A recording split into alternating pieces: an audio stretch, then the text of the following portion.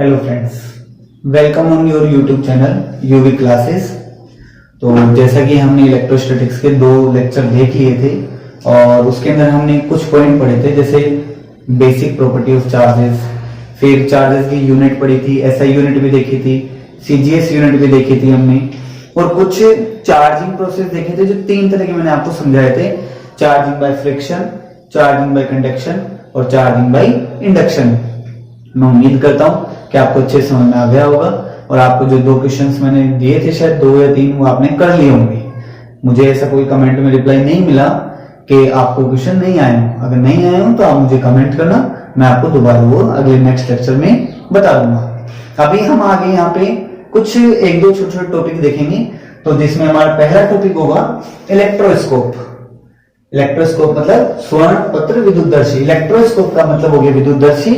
इसके अंदर सोने की पन्नियां, गोल्ड लीफ, सोने की पन्नियां काम में ली जाती हैं, इसलिए हमने बोला स्वर्ण पत्र विद्युतदर्शी। देखो, जब हम आवेश के बारे में पढ़ रहे हैं, चार्ज के बारे में पढ़ रहे हैं कि चार्ज एग्जिस्ट करता है या नहीं करता, इस चीज को पता लगाने के लिए इस डिवाइस की डिस्कवरी की गई है। मैं कह सकता हूं इस एपरेटस को यूज किया जाता है। अब इसके देखो, इसको हम क्या समझेंगे, देखते से क्या हो गया, electroscope is apparatus which is used to detect the presence of the electric charge. क्या मतलब हुआ कि इलेक्ट्रोस्कोप एक ऐसा एपरेटस होता है जिसका यूज इलेक्ट्रिक चार्ज की प्रेजेंस को डिटेक्ट करने के लिए किया जाता है। कहने का मतलब विद्युतदर्शी एक ऐसा उपकरण होता है जिसका उपयोग विद्युत आवेश की उपस्थिति का संसूचन करने के लिए किया जाता है। आपको समझ में आ गया होगा। तो इसके अंदर इतना से ही है इसकी परिभाषा में। अब देखो, इसके अगर मैं कंस्ट्रक्शन की बात करूं, इसकी रचना की बात करूं कि इसकी रचना कैसे होती है, तो रचना के अंदर देखो, इसके अंदर एक कांच का जार मतलब पारदर्शी ट्रांसपेरेंट मीडियम दिया जाता है ताकि हम लोग अंदर होने वाला परिवर्तन देख सकें। कांच का जार लिया, उसके ऊपर एक कॉर्क लगा दिया ताकि इसके अंदर कुछ अंतःक्रिया या अनुक्रिया इंटरेक्शन ना हो। और यहाँ पे एक चालक छड़ है, कंडक्टिंग रोड चालक छड़ है, और यहाँ पे 2 सोने की पन्नी है, जैसा मैंने लिखा है गोल्ड लीव्स।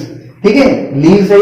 और इस हिसाब से अब क्या करते हैं, जब हम एक चालक छड़ को इसके एक बाहर वाले सिरे पे टच कराते हैं, मैं अब आपको प्रोसेस यानी प्रक्रिया में बात कर रहा हूं। आप इसकी रचना में 2 लाइन लिखते हैं, वो एनफ होता है जो मैंने बोला, उसको आप लिख लेना। अब इसके प्रोसेस में अगर मैं बात करूं तो प्रोसेस में क्या होता है कि जब एक कंडक्टिंग रोड को इस रोड से टच कराया जाता है, इसको कांटेक्ट में लेके आते हैं, तो चार्ज कंडक्टर के ऊपर क्या होता है, ट्रांसफर होता है। हम लोग जानते हैं कि अगर एक लोहे की टेबल, मान लो मेरे पास एक लोहे की टेबल हो और उस पर अगर बिजली का तार गिर जाए तो पूरी टेबल के ऊपर करंट आता है। मैंने आपको पढ़ाया था चार्जिंग बाय कंडक्शन या चार्जिंग बाय कांटेक्ट, आपने पढ़ा था। तो वही बात, चार्जिंग बाय कांटेक्ट के थ्रू चार्ज ऊपर से आता जाएगा और यहाँ पे भी चार्ज क्या होगा, इसके ऊपर आ जाएगा। तो हम क्या जानते हैं, हमने क्या पढ़ा था गुणधर्म में कि समान चार्ज आपस में प्रतिकर्षित करता है, अर्थात same charges repels, same charge आपस में रिपेल करेंगे। तो कुछ देर बाद हम क्या देखते हैं, जो सोने की पन्नियां हैं, ये जो पत्रे हैं, ये थोड़ा थोड़ा दूर जाने लग जाती है। अब हमने जब इसको हिलाया नहीं, इसके साथ कोई परिवर्तन नहीं किया, कुछ छेड़ा नहीं, तो इनका अपने आप प्रतिकर्षित होना हमें क्या बताता है कि इस छड़ के ऊपर चार्ज की कोई गुणधर्म ऐसा है जो प्रतिकर्षित कर रहा है या आकर्षण कर रहा है। तो इसका मतलब यहाँ पे हमें चार्ज का संसूचन हो जाता है। मतलब हम कह सकते हैं कि हमने यहाँ पे चार्ज को डिटेक्ट कर लिया, आवेश का संसूचन कर लिया। इस प्रकार से ये आपकी उपकरण काम में आता है। तो आप इसका डायग्राम का स्क्रीनशॉट ले लीजिए, फटाफट ले लिया होगा। अब आगे सुनो, इसके अंदर एक इंपॉर्टेंट नोटिस है। देखो, सोने की जो पन्नियां बनाते हैं, सोने की पन्नियां, सोना महंगी धातु है, तो हम लोग क्या करते हैं, इसकी जगह आजकल एल्यूमिनियम की लीव्स यानी पन्नी भी बना सकते हैं। इसलिए कई बार इसको हम लोग क्या बोल देते हैं, एल्यूमिनियम लीव्स इलेक्ट्रोस्कोप या एल्यूमिनियम पत्र विद्युतदर्शी भी कहा जा सकता है। समझ में आया। अब उसके आगे देखो, अब हमारा नेक्स्ट टॉपिक होगा कूलम्ब्स लॉ, कूलम्ब का नियम।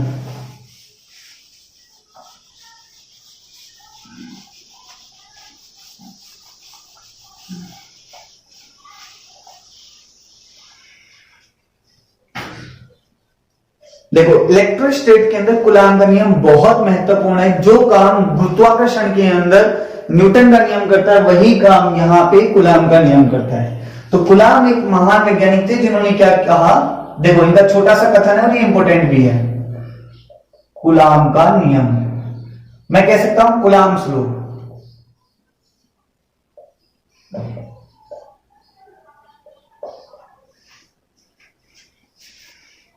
इसके अंदर क्या होता है, इन्होंने क्या कहा, मान लो मेरे पास 2 पॉइंट चार्ज है, एक Q1 है और एक Q2 है, और दोनों एक दूसरे से स्मॉल r डिस्टेंस के थ्रू सेपरेट है। ठीक है, दोनों एक दूसरे से कितनी दूरी पे हैं, स्मॉल r दूरी पे हैं। अब ये प्लस होगा और ये भी प्लस होगा तो प्रतिकर्षण होगा, और अगर ये माइनस होगा और ये प्लस होगा तो आकर्षण होगा। कहने का मतलब अपोजिट चार्ज अट्रैक्ट करेंगे, सेम चार्ज रिपेल करेंगे। तो इनके बीच में जो लगने वाला फोर्स है वो मैंने मान लिया वो क्या है, F है। और प्रतिकर्षण आकर्षण कुछ भी हो सकता है, इसलिए मैंने दोनों तरफ एरो लगाया है। तो मैं क्या कह सकता हूं, कूलाम ने क्या कहा अपने शब्दों में कि दो बिंदु आवेशों के मध्य, यदि दो बिंदु आवेश एक दूसरे से स्मॉल r दूरी पर स्थित हैं तो उनके मध्य लगने वाला आकर्षण या प्रतिकर्षण का बल उन दोनों आवेशों के गुणनफल के तो समानुपाती और उनके मध्य की दूरी के व्युत्क्रमानुपाती होता है।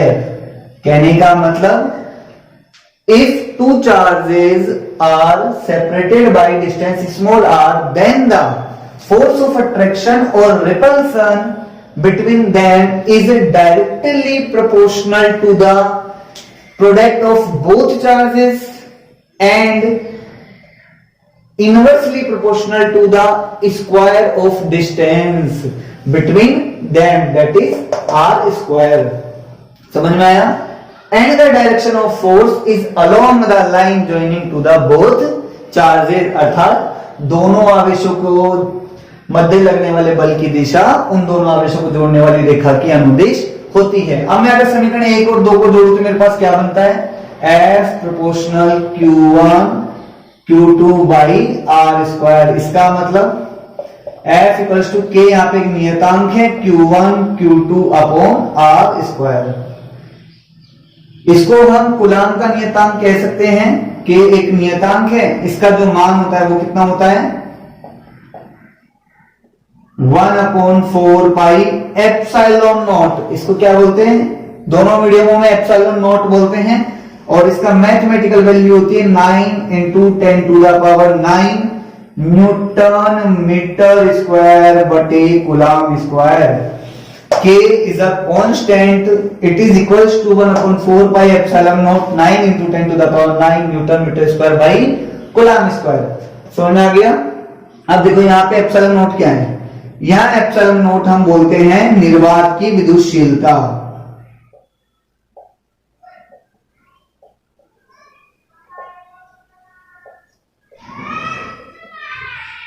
अभी विद्युतशीलता मतलब permittivity of vacuum, permittivity of vacuum. अब ये क्या होता है, ये हम अभी आगे पढ़ेंगे। देखो परमिटिविटी का मतलब यहां पे पहले इसकी वैल्यू देख लो, एप्सिलॉन नॉट की वैल्यू होती है 8.85 × 10⁻⁻12 कूलाम स्क्वायर बटे न्यूटन इंटू मीटर स्क्वायर। क्या मतलब निकला, 8.85 गुणा 10⁻⁻12 coulomb square upon newton into metre square. निर्वात की विद्युतशीलता, अर्थात अगर निर्वात में बल लूंगा, निर्वात में दो आवेश समूहों के मध्य फोर्स होगा, वो होगा F equals to K Q1 Q2 by R square. ये ऐसा यूनिट है, ऐसा ही मात्रक पद्धति है, ऐसा ही सिस्टम में। अगर मैं CGS में बात करूं, CGS में K की वैल्यू होती है 1, हम जनरली क्या लेते हैं, 1 लेते हैं, और इसकी इकाई क्या हो जाएगी, स्टेट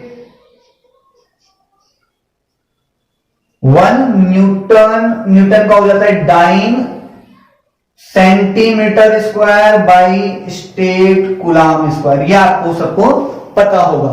सीजीएस के अंदर K बराबर 1 हो जाता है, न्यूटन का डाइन बनता है, मीटर का सेंटीमीटर बनता है, कूलाम का स्टेट कूलाम बनता है। कल मैंने बताया था कि कूलाम का जो मात्रक होता है सीजीएस के अंदर वो क्या होता है, ये हो जाता है। तो इसका मतलब अगर मैं निर्वात के अंदर बात करूं और सीजीएस पद्धति में देखूं तो F बराबर क्या हो गया 1 गुणा Q1 Q2 by are square. तो इसका मतलब ये आपके पास क्या आ गया सीजीएस के अंदर ये भी बल का मान आ गया। अब आप चाहो तो एक को हटा भी सकते हो, इसका कोई मतलब नहीं होता। ठीक है, बात समझ में आ गई।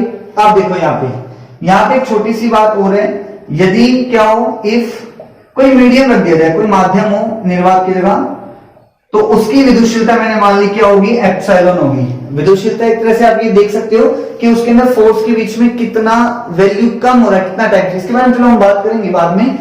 अगर कोई और मीडियम लगा दूं तो मीडियम की जैसे वैक्यूम की क्या थी एप्सिलॉन नॉट, अब मीडियम की क्या थी एप्सिलॉन, तो के क्या लिखूंगा मैं, के क्या बन गया 1/4 पाई एप्सिलॉन। इसलिए फोर्स एम का मतलब माध्यम मीडियम ले रहा हूं मैं, तो फोर्स क्या हो गया वही के Q1 Q2 by are square. के की जगह के डैश लिख लो, क्यों हमने अलग कर लिया, चेंज कर लिया थोड़ा सा। तो मैं कह सकता हूं इसको Q1 Q2 upon 4 pi epsilon आ गया आपकी बात, और आर स्क्वायर। मेरे हिसाब से आपको ये बात समझ में आ गई होगी, समझ में आ गई। ये देखो ये आगे काम आएगा निर्वात का, मतलब वैक्यूम के अंदर फोर्स और मीडियम के अंदर फोर्स क्या होता है, उनका रेशियो कैसे निकालते हैं, ये वाली और ये वाली वैल्यू का रेशियो काम आएगा।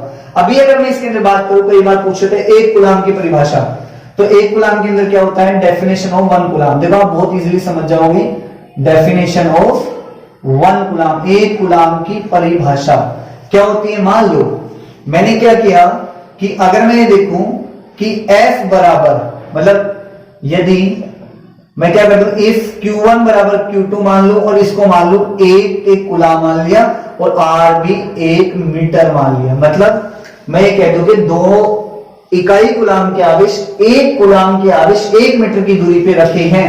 तो इस समीकरण ए से देखो अब क्या होगा, F बराबर के का मान अभी भी कितना बताया 9 गुणा 10 की घात 9, और ये 1 हो गया 1 गुणा 1 1 बटे 1 1, तो इसका मतलब ये बच गया, साथ में क्या आ गया न्यूटन। आप जानते हो बल का मात्रा क्या होता है, न्यूटन होता है, unit of force is Newton. तो क्या मतलब निकला, यदि दो आवेशों को 1 मीटर की दूरी पर रखने पर उनके मध्य कार्यरत बल का मान 9 गुणा 10 की घात 9 न्यूटन हो, तो उन दोनों आवेशों का मान या वे दोनों आवेश परस्पर एक एक कूलाम के होंगे। इसका मतलब if the force between two charges which are placed at 1 meter is 9 into 10 to the power 9 Newton।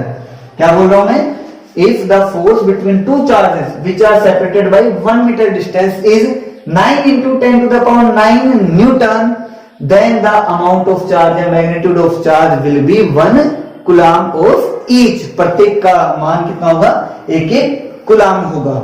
मेरे हिसाब से आपको कूलाम का नियम समझ में आ गया होगा। इसको नोट कर लो, मतलब स्क्रीनशॉट ले लो, फिर आप आराम से इसको नोट कर लेना।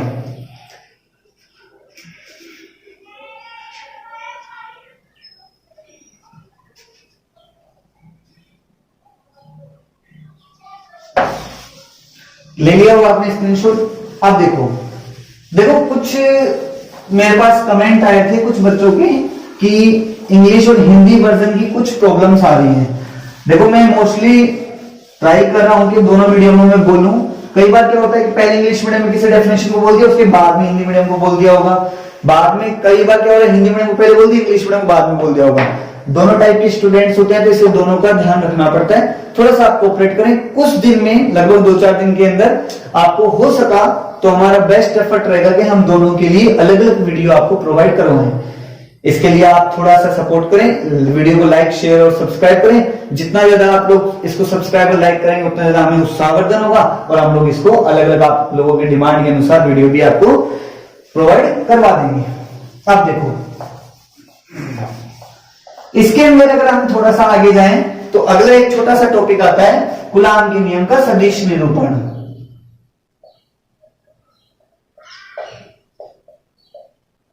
कूलाम नियम का सदिश निरूपण, vector representation of coulombs law.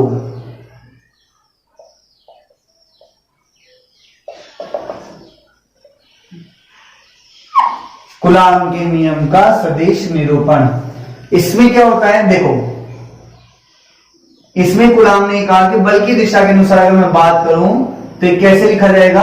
हम इसका बहुत शॉर्ट वर्जन देखेंगे, बाद में डिटेल में जब न्यूमेरिकल करेंगे तो आपको इसका डिटेल फॉर्म भी बताऊंगा। मान लो मेरे पास दो आवेश हैं, दो चार्ज हैं, ये रे, पहला है Q1 और दूसरा है Q2, और ये कोई मूल बिंदु ओरिजिन के रेस्पेक्ट में इसका पोजीशन वेक्टर मैंने मान लिया R1 है, और इसका ओरिजिन O के रेस्पेक्ट में पोजीशन वेक्टर क्या है, R2 है। तो अब इन दोनों के बीच की डिस्टेंस क्या हो गई, अगर मैं इनका पोजीशन वेक्टर निकालू तो वो आएगा R12 बराबर R1 माइनस R2। मैं इसको ऐसा भी लिख सकता हूं R12 या R21, ठीक है। तो ये यहां से अगर इस हिसाब से फोर्स लग रहा है, ये O है, ये मैंने मान लिया इनके पोजीशन वेक्टर इस हिसाब से हैं।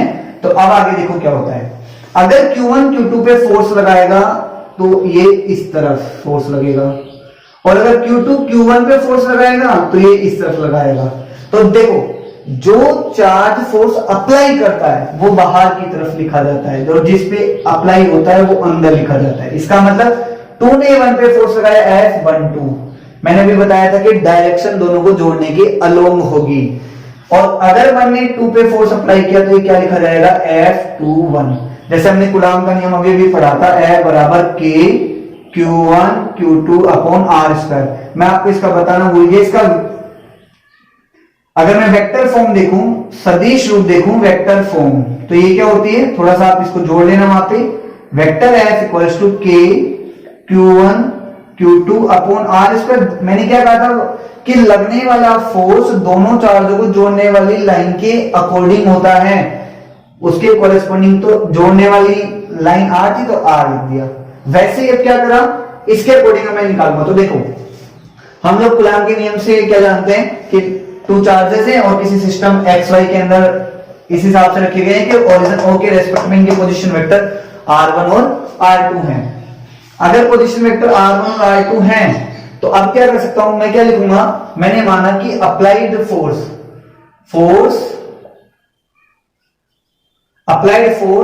Eight Q1 due to Q2, मतलब Q2 के कारण, आप इसको समझना, Q2 के कारण Q1 पे लगा हुआ बल।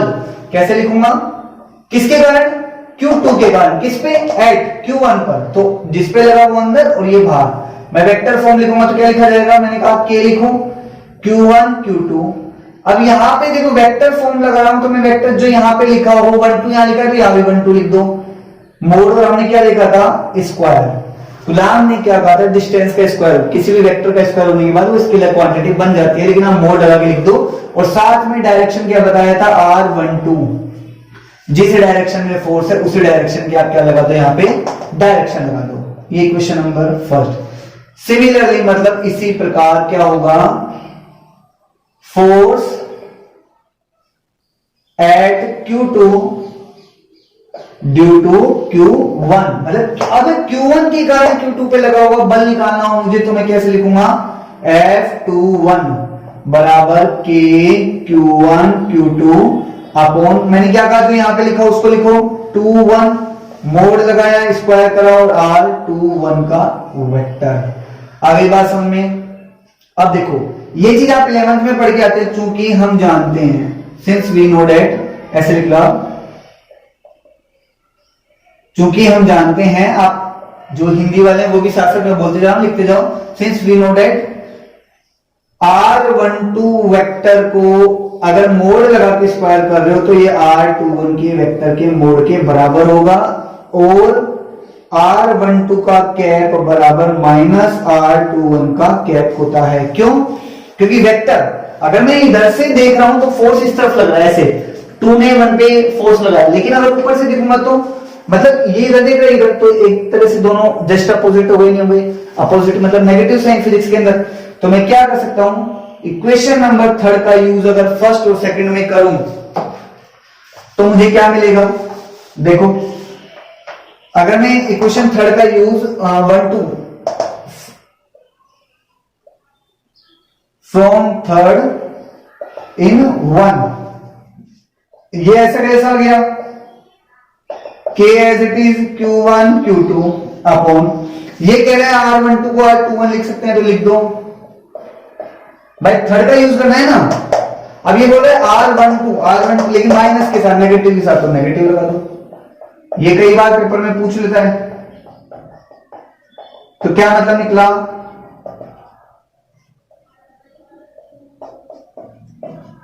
अब यहां पे नेगेटिव बाहर आया नहीं आया। तो अब देखो इसको कंपेयर करो, ये इसके जैसा दिख रहा है, दिख रहा है Q1 Q2 Q2, R21 का क्या है, मोड का स्क्वायर, फिर R21 का क्या है, लेकिन नेगेटिव छोड़ के, तो ये किसके बराबर 21 की, तो क्या मतलब निकल रहा है,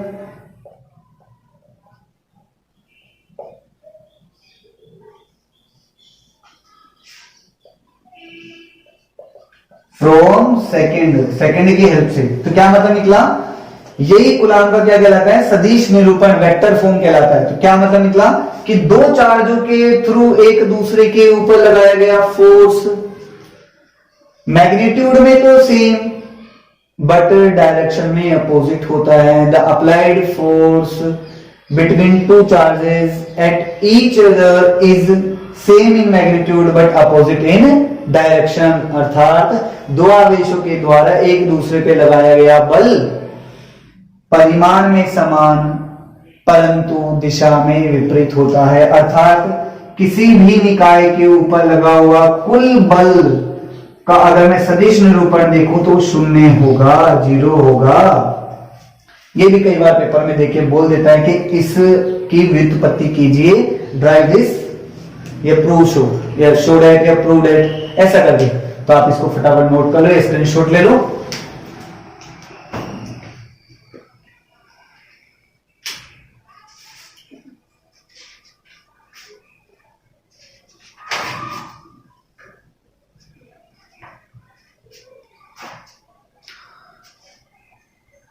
तो समझ में आ गया होगा आपको, आपने देख लिया होगा।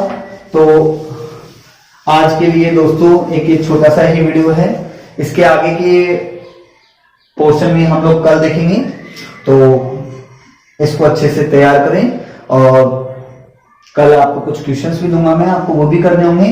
इस फॉर्मूले पे, इस कूलाम नियम को अच्छे समझ लेना, आगे इसका बहुत यूज होगा, ठीक है। तो thank you and please like and subscribe.